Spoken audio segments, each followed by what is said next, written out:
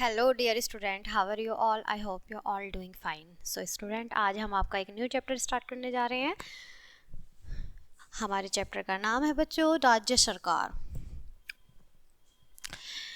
भारत में संघीय व्यवस्था है, अतः यहाँ दोहरी सरकारें, संघीय सरकार तथा राज्य सरकार का चलन है। तो बच्चों, आज हम जो राज्य सरकार के बारे में बात करेंगे कि जो हमारी राज्य सरकार की व्यवस्था होती है वो किस तरह से होती है। ठीक है,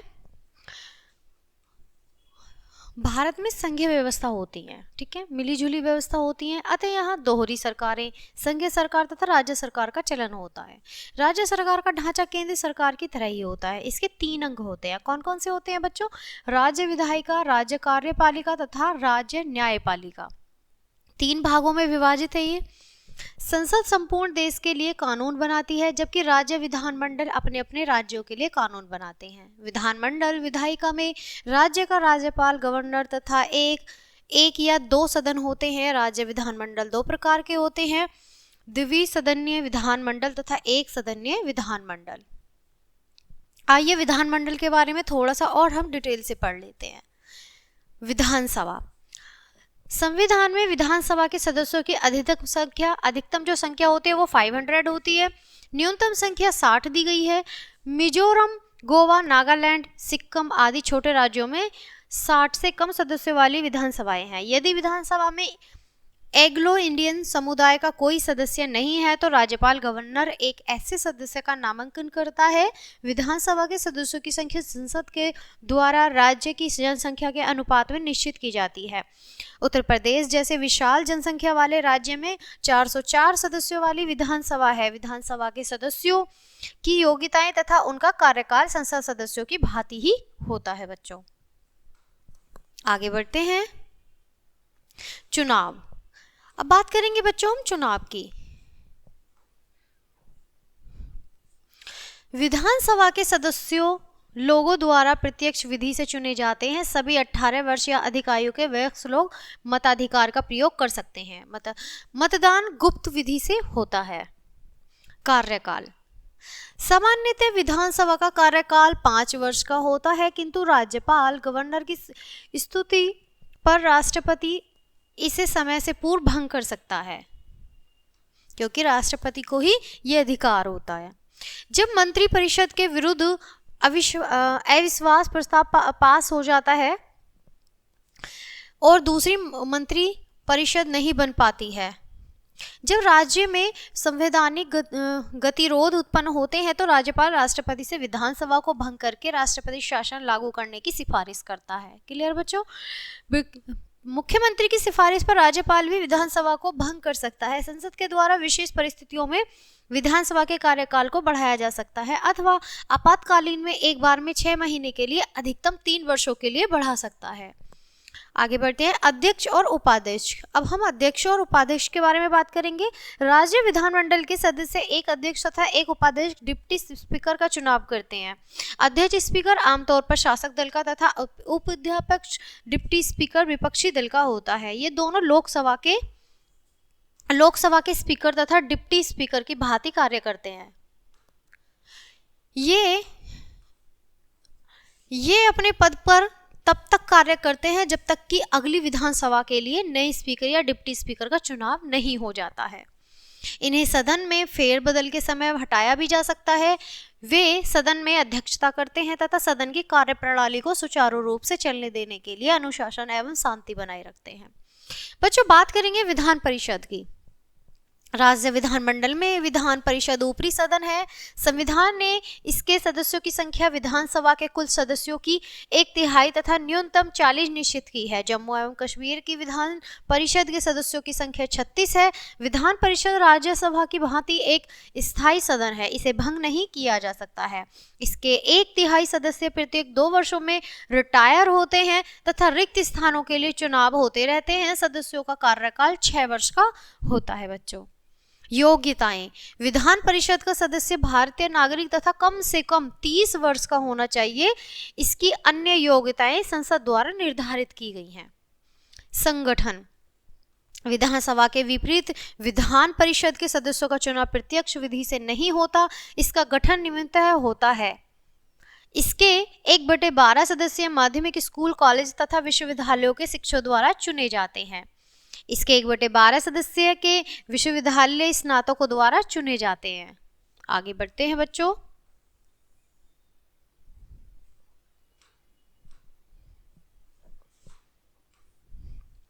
इसके 1/6 सदस्य गवर्नर द्वारा नामांकित किए जाते हैं। ये सदस्य कला, साहित्य, समाज सेवा आदि क्षेत्रों के विशिष्ट व्यक्ति होते हैं बच्चों।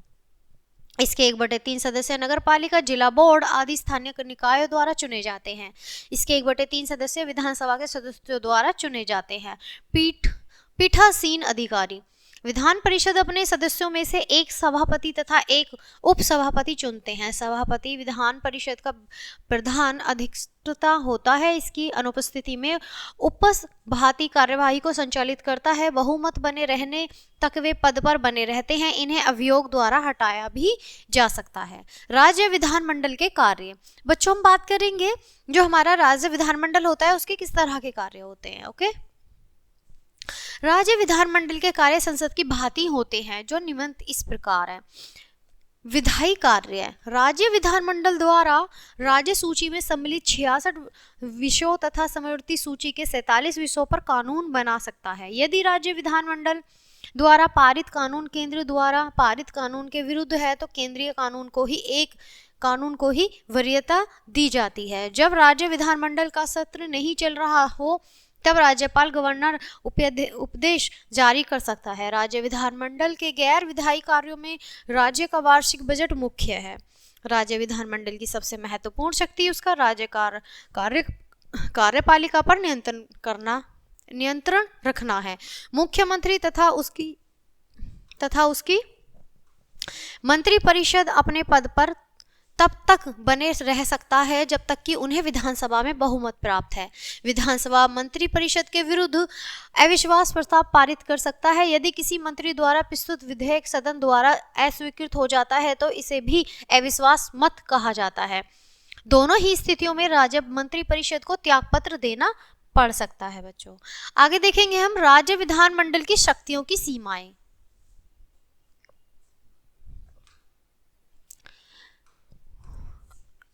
राज्य विधानमंडल की शक्ति की निम्नलिखित सीमाएं हैं। सबसे पहले है बच्चों, राज्य का गवर्नर राज्य के विधानमंडल द्वारा पारित किसी प्रस्ताव को सुरक्षित कर सकता है जिसे राष्ट्रपति के द्वारा भेजा जा सके। कुछ विषय पर राष्ट्रपति की पूर्व अनुमति के बिना कानून बनाने के लिए प्रस्तावों को राज्य विधानमंडल में प्रस्तुत नहीं किया जा सकता है। कुछ विषयों पर पारित किए गए कानूनी प्रस्तावों को राज्यपाल के पास भेजकर राष्ट्रपति के पास उसके विचारार्थ तथा सहमति के लिए भेजा जा सकता है। बच्चों बात करेंगे विधानसभा की स्थिति की। राज्य विधानसभा की स्थिति बहुत मजबूत होती है। इसे राज्य में सभी विधायी शक्तियां प्राप्त होती हैं। यदि इस राज्य में विधान परिषद मौजूद भी है तो भी विधानसभा के समक्ष उसकी स्थिति कमजोर होती है। राज्य विधायिका तथा राज्य कार्यपालिका पर इसका नियंत्रण रहता है। विधानसभा एक विधान परिषद के मध्य संबंध है। आइए इस संबंध के बारे में अच्छे से हम पढ़ लेते हैं। साधारण विधेयक विधान परिषद में भी प्रस्तुत हो सकता है किंतु वित्त विधेयक केवल विधानसभा में ही रखे जाते हैं। विधान परिषद किसी पारित विधेयक को कुछ समय के लिए रोक सकती है किंतु स्थायी तौर पर नहीं। राज्य कार्यपालिका पर नियंत्रण के मामलों में विधान परिषद की केवल औपचारिक शक्तियां होती हैं। सरकार को गिराने का उन्हें कोई अधिकार प्राप्त नहीं है। राज्य के लिए विधानसभा अनिवार्य है जबकि विधान परिषद ऐच्छिक होती है। राज्य कार्यपालिका, हम बात करेंगे बच्चों राज्य कार्यपालिका के बारे में। राज्य कार्यपालिका में राज्यपाल, गवर्नर, मुख्यमंत्री तथा मंत्रिपरिषद सम्मिलित होते हैं। इन सब में मिले हुए होते हैं।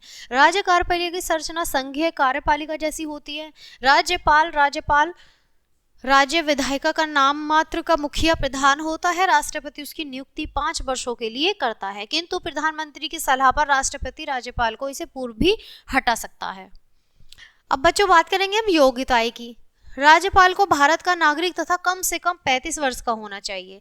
यदि वह संसद या विधानमंडल का सदस्य है तो उसे राज्यपाल का पद धारण करने से पूर्व अपने पद से त्यागपत्र देना पड़ेगा।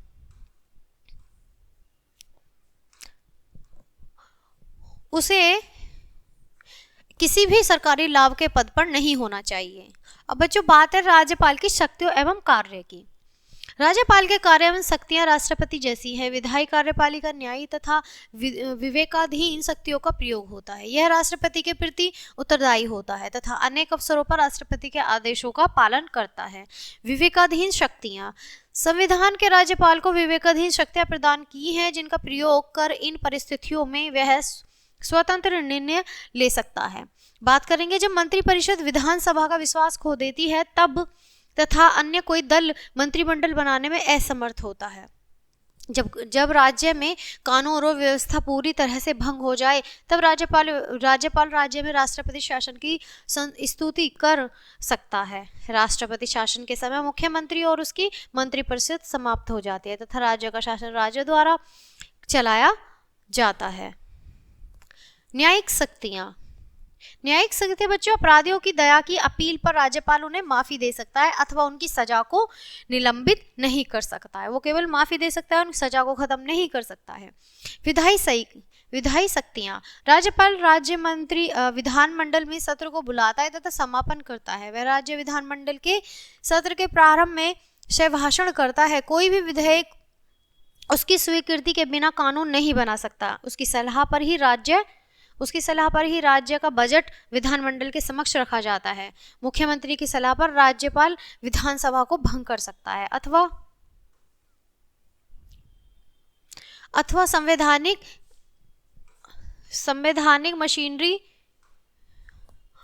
मशीनरी के भंग होने पर राष्ट्रपति के निर्देश पर ऐसा कर सकता है। जब विधानसभा का सत्र जारी न हो तो वह अध्यादेश जारी कर सकता है। ऐसा अध्यादेश अगला पत्र शुरू होने के 6 सप्ताह के अंदर ही विधानमंडल द्वारा स्वीकृत हो जाना चाहिए।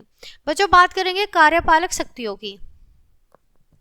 राज्यपाल राज्य का संवैधानिक प्रधान होता है। वह राज्य के उच्च अधिकारियों को नियुक्त में महत्वपूर्ण भूमिका निभाता है। वह मुख्यमंत्री की नियुक्ति करता है तथा उसकी स्तुति पर मंत्रिपरिषद की भी नियुक्ति करता है।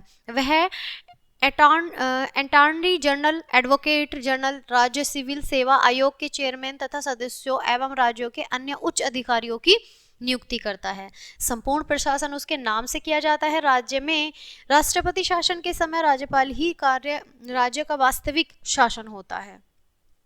राज्यपाल की स्थितियां, राज्यपाल की नियुक्त चुनाव द्वारा नहीं अपितु केंद्र सरकार द्वारा होता है। वो राज्यपाल की नियुक्ति द्वारा चुनाव करके नहीं होता, वो केंद्र सरकार द्वारा होता है। वह केंद्र सरकार की इच्छा से ही पद पर बना रहता है। सन 1990 में जब केंद्र में नेशनल फ्रंट की सरकार सत्ता में आई थी तो पिछली सरकार द्वारा नियुक्त उन सभी राज्यपालों से त्यागपत्र ले गए थे जिन्हें नेशनल फ्रंट पसंद नहीं करता था।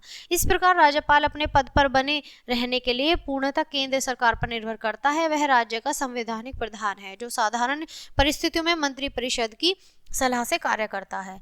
इस संदर्भ में उसकी स्थिति मजबूत नहीं कही जा सकती। इसके अतिरिक्त राज्यपाल को केंद्र सरकार के प्रतिनिधि के रूप में कार्य करना पड़ता है। अतः अपने पद पर बने रहने के लिए वह अपनी विवेकाधीन शक्तियों का प्रयोग भी केंद्र सरकार की इच्छा अनुसार ही करता है। वह कारण है कि उसका पद आलोचना तथा विवाद का विषय है, विशेषतः तब जबकि उसे राज्य में राष्ट्रपति शासन लगाने की स्तुति करनी होती है। वह राज्य में केंद्र सरकार के एजेंट के रूप में ही अत्यधिक शक्तिशाली रहता है। उससे वह आशा की जाती है कि वह निष्पक्ष रूप से कार्य करे तथा स्वयं को राजनीति से ऊपर अलग न रखे। अब बात करेंगे बच्चों मुख्यमंत्री एवं उसकी मंत्रिपरिषद की। चुनावों के बाद राज्यपाल विधानसभा में सबसे बड़े दल के नेता को सरकार बनाने का निमंत्रण देता है। यदि किसी दल के पास बहुमत नहीं है तब एक साझा सरकार तथा मिलीजुली सरकार बनाई जा सकती है। मुख्यमंत्री एवं मंत्रिपरिषद बनाता है जिसमें राज्यपाल की कोई स्वेच्छा नहीं होती है किंतु उसकी नियुक्ति राज्यपाल करता है। वह उन्हें पद तथा गोपनीय की शपथ दिलाता है। अब मुख्यमंत्री की स्थिति जानेंगे बच्चों। मुख्यमंत्री राज्य कार्यपालिका का विधान होता है। राज्य मंत्रियों के चुनाव तथा उनके विभागों के बंटवारे में मुख्यमंत्री की सलाह पर चलता है। मुख्यमंत्री परिषद की बैठकों की अध्यक्षता करता है। वह राज्यपाल तथा मंत्रिपरिषद के बीच कड़ी का कार्य करता है। वह सभा विभागों एवं मंत्रालयों में तालमेल रखता है। वह सरकार का प्रमुख प्रवक्ता होता है जो अपनी सरकार की नीतियों एवं कार्यक्रमों की घोषणा करता है बच्चों। मंत्री परिषद में 3 स्तर के मंत्री होते हैं, आइए उन्हें एक बार जान लेते हैं। कैबिनेट स्तर, राज्य स्तर एवं उप मंत्री स्तर। कैबिनेट मंत्री विभिन्न विभागों के स्वतंत्र प्रभावी होते हैं। राज्य मंत्री एवं उप राज्य मंत्री उनकी सहायता करते हैं। सभी मंत्री सामूहिक उत्तरदायित्व के सिद्धांत पर कार्य करते हैं। यदि किसी भी मंत्री के विरुद्ध अविश्वास प्रस्ताव पारित हो जाते हैं तो सरकार को त्यागपत्र देना पड़ता है बच्चों। आगे देखेंगे बच्चों मुख्यमंत्री के कार्य एवं शक्तियां।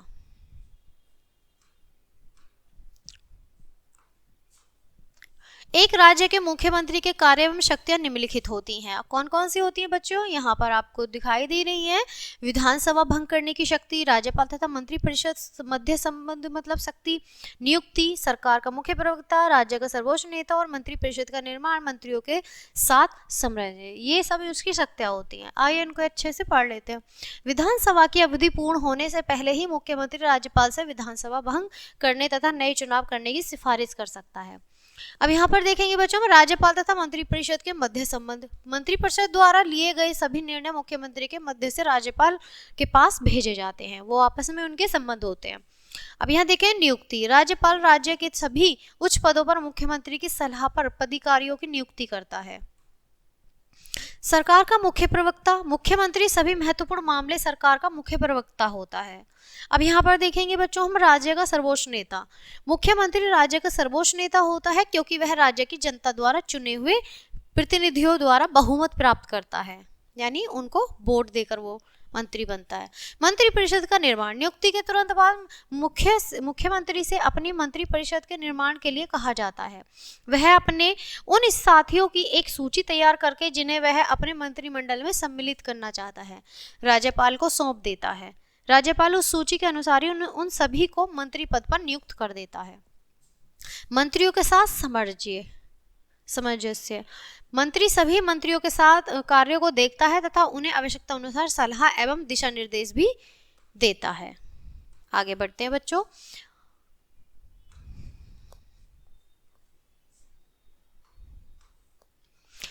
विभागों का बंटवारा। राज्यपाल मुख्यमंत्री की सलाह पर मंत्रिमंडल में मंत्रियों के विभागों का बंटवारा वरिष्ठताक्रम के आधार पर करता है। अब यहाँ पर देखेंगे मंत्री को हटाना। मुख्यमंत्री जब यह देखता है कि कोई मंत्री अपने पद पर सही कार्य नहीं कर रहा है तो वह उसे पद से हटा सकता है। मुख्यमंत्री अपनी मंत्री परिषद का विस्तार कभी नहीं कर सकता। मुख्यमंत्री परिषद की सभा की अध्यक्षता करता है। कोई भी मंत्री उसके नियमों के विरुद्ध आवाज नहीं उठा सकता है। राज्य प्रशासन। विभिन्न विभाग। राज्य का प्रशासन कार्यपालिका तथा स्थायी सरकारी अधिकारियों द्वारा किया जाता है। कार्यपालिका राजनीति स्तर पर होती है, जिसे राज्य का प्रमुख मुख्यमंत्री अथवा तथा अन्य मंत्री होते हैं जो विभिन्न विभागों के प्रधान अधिशासी होते हैं। प्रशासन की नीतियां उसके अनुसार राज्य का प्रशासन किया जाता है। वे राजनीतिक अधिशासी द्वारा सुनिश्चित होते हैं, किंतु दैनिक के कार्य प्रशासन विभिन्न सरकारी अधिकारियों द्वारा किए जाते हैं जो स्थायी रूप से अपने पद पर अवकाश प्राप्त करने से रिटायरमेंट तक बने रहते हैं। उनकी नियुक्ति योग्यता के आधार पर ही होती है। सरकार राजनीति अधिशासी बदलने पर भी वे अपने पद पर स्थायी रूप से बने रहते हैं। ये अधिशासी सिविल सेवाओं के लिए अधिकारी तथा प्रशासन की रीढ़ होते हैं। मंत्री परिषद का प्रत्येक सदस्य एक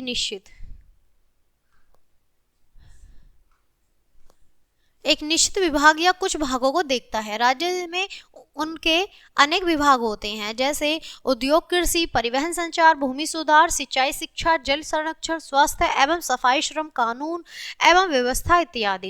इन विभागों का शासन एक प्रबंध सिविल सेवा अधिकारियों द्वारा किया जाता है जो संबंधित मंत्रियों के अधीन कार्य करते हैं। प्रत्येक विभाग का प्रमुख सरकारी अधिकारी सचिव कहलाता है, जो आमतौर पर IAS भारतीय प्रशासनिक सेवा वर्ग का होता है। इसका चयन तथा नियुक्त यूनियन पब्लिक सर्विस कमीशन के द्वारा होती है। राज्य के अधिकांश अधिकारियों का चयन राज्य के पब्लिक सर्विस कमीशन PSC द्वारा होता है। सचिव मंत्री के सलाहकार के रूप में भी कार्य करता है। मुख्य सचिव अन्य सभी सचिवों का प्रधान होता है जो सभी विभागों को देखता है। बच्चों, सेक्रेटरी के कार्यालय को सचिवालय कहा जाता है। मंत्रियों के कार्यालय भी प्राय सचिवालय में अवस्थित होते हैं। मंत्री, सेक्रेटरी तथा अन्य अधिकारियों की एक निश्चित पदानुक्रम प्रणाली होते हैं, जिसे ब्यूरोक्रेसी कहा जाता है। ये प्रशासनिक अधिकारी जनता के सेवक होते हैं। एक उत्तम प्रशासनिक अधिकारी में निम्नलिखित गुण होने चाहिए। अब वो यहाँ पर कुछ गुण दिए गए हैं बच्चों, आइए इन्हें अच्छे से पढ़ लेते हैं। उसे लोगों की इच्छा का ध्यान रखना चाहिए तथा विभागीय क्रियाकलापों में रुचि रखनी चाहिए। उसे नीतियों के पालन तथा मंत्रालय के निर्णयों के लिए क्रियान्वित में ईमानदार होना चाहिए। वह ईमानदार, बुद्धिमान तथा ज्ञानवान होना चाहिए, जिससे नीतियां बना सके। उसे राजनीतिक रूप से निष्पक्ष तथा तटस्थ रहना चाहिए। अब बच्चों बात करेंगे भूमि सुधार की। भारतीय कृषि अनेक समस्याओं से ग्रस्त है। कृषि में भूमि का असमान वितरण एक बड़ी समस्या है। स्वतंत्रता के पश्चात सरकार ने भूमि सुधार के अनेक उपाय किए। जमींदार प्रथा का उन्मूलन इस दिशा में एक महत्वपूर्ण कदम था। काश्तकारों को उस भूमि के अधिकार दिए गए हैं जिसे वे जमींदारों के लिए जोतते थे। भूमि सुधार का उद्देश्य भूमिहीन कृषकों को भूमि का अधिकार तथा सीमांत एक लघु किसानों को जोत भूमि की सुरक्षा दिलाना होता है। बच्चों, भूमि के पुनर्वितरण के लिए निम्नलिखित सकारात्मक प्रभाव लाभ हैं यहाँ पर। अब उसके कुछ लाभ दिए गए हैं बच्चों, आइए अच्छे से एक बार देख लेते हैं। इसमें निम्न स्तर पर राजनीतिक सहभागिता का मार्ग प्रशस्त होगा। इससे अधिक विकास के अवसरों में वृद्धि होगी तथा निर्धनता में कमी आएगी। इससे ग्रामीण लोगों को रोजगार के अवसर प्राप्त होंगे तथा नगरों की ओर उनका पलायन रुकेगा। इसमें भूमि पर खेती करने के लिए वनों को काटने तथा जलाने में कमी लाई जा सकती है। कृषि राज्य का विषय है, अर्थात कृषि संबंधी कानून बनाना राज्य सरकार का क्षेत्र अधिकार है। भारतीय संविधान की धारा 39 में उल्लिखित है कि राज्यों को ऐसी नीतियां बनानी चाहिए जिससे सभी नागरिकों को जीविका निर्वाह के साधनों का अधिकार प्राप्त हो सके तथा सभी सामुदायिक संसाधनों का वितरण इस प्रकार हो सके कि सबको लाभ मिल सके। भूमि सुधार के कार्य उसी उद्देश्य को ध्यान में रखते हुए किए गए हैं।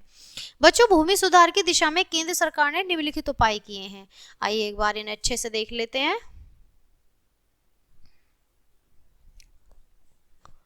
राज्य सरकार को भूमि सीमा कानून बनाने, जोतों का आकार सीमित करने तथा अतिरिक्त भूमि को भूमिहीन एवं सीमांत कृषकों में बांटने के निर्देश दिए गए हैं।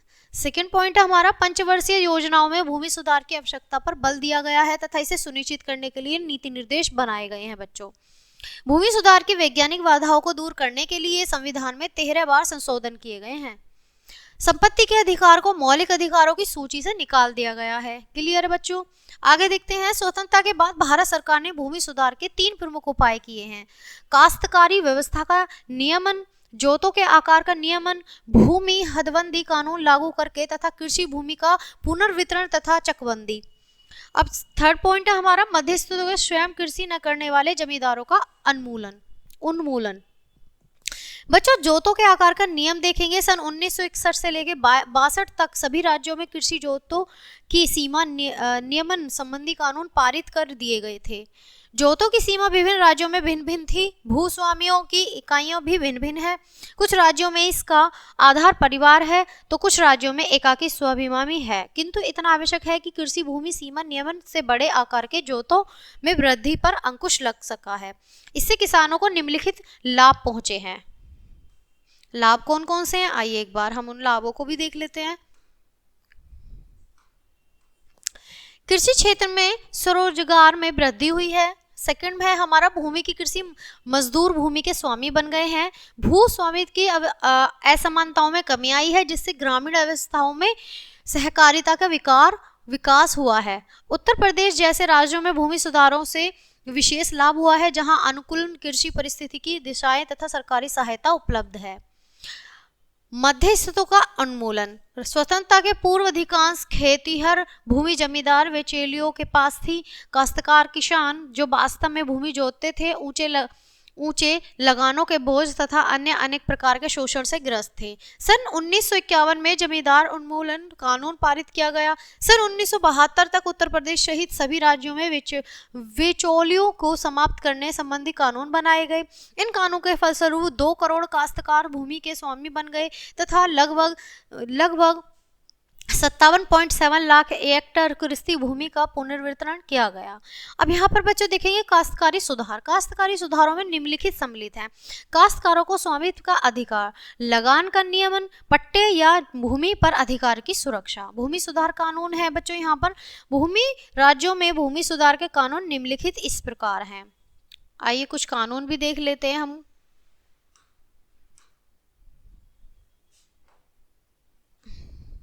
भूमि जोतों पर सीमा के नियम, भूमि तथा भूमि जोतों की सीमाओं के वर्ग, भूमि सुधारों की प्रवृत्ति। पहली पंचवर्षीय योजना में स्पष्ट व्यवस्था की गई है कि लगान की सीमा कुल फसल उपज के 1/5 में भाग 20% से लेकर 1/4 में भाग 25% तक ये अधिक नहीं होनी चाहिए।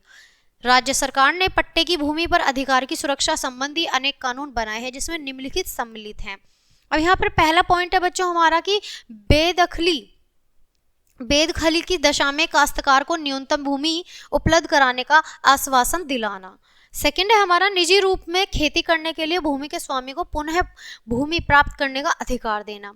थर्ड है हमारा काश्तकारों की गैर कानूनी ढंग से बेदखली पर नियंत्रण। उपयुक्त कानून विभिन्न राज्यों में विभिन्न भिन्न ढंग से लागू होते हैं। अब आप यहाँ देखेंगे बच्चों स्मरणीय तथ्य। राज्य विधानमंडल राज्य सूची तथा समवर्ती सूची के विषयों पर राज्य के लिए कानून बनाता है। क्लियर है, मैंने आपको क्लियर कराया। विधानसभा निचला सदन है जिसके 500 अधिकतम एवं 60 न्यूनतम सदस्य होते हैं। क्लियर है बच्चों। विधानसभा के सदस्य की अध्यक्षता स्पीकर करता है। विधान परिषद ऊपरी सदन है, इसके सदस्य अप्रत्यक्ष विधि से चुने जाते हैं। क्लियर है। राज्यपाल मुख्यमंत्री तथा मंत्री परिषद राज्य की कार्यपालिका का निर्माण करते हैं। क्लियर है बच्चों यहाँ तक भी। मंत्री परिषद में 3 स्तर के मंत्री होते हैं: कैबिनेट, राज्य तथा उप मंत्री। क्लियर, मैंने कराया आपको। प्रत्येक मंत्री एक निश्चित विभाग देखता है और सचिव प्रत्येक विभाग का नौकरशाही का प्रधान होता है। क्लियर। कृषि के विकास के लिए स्वतंत्रता के बाद भूमि सुधार किए गए हैं, यहाँ भी क्लियर है। राज्य सरकारों को भूमि सीमा संबंधी कानून बनाने, भूमि जोतों के आकार को सीमित करने तथा अतिरिक्त भूमि को स्वामीहीन तथा सीमांत कृषकों में बांटने के निर्देश भी दिए गए हैं। क्लियर है बच्चों। तो बच्चों ये था आपका कुछ बहुत ही ज़्यादा लेंथी और बहुत ज़्यादा डीपली जो लेसन रहा है, मैंने आपको अच्छे से समझाया। आई होप आपने अच्छे से समझा होगा चैप्टर को। तो बच्चों क्लास यहीं ख़त्म होती है, मिलते हैं आपसे नेक्स्ट क्लास में नेक्स्ट वीडियो के साथ। तब तक के लिए bye and thanks for watching.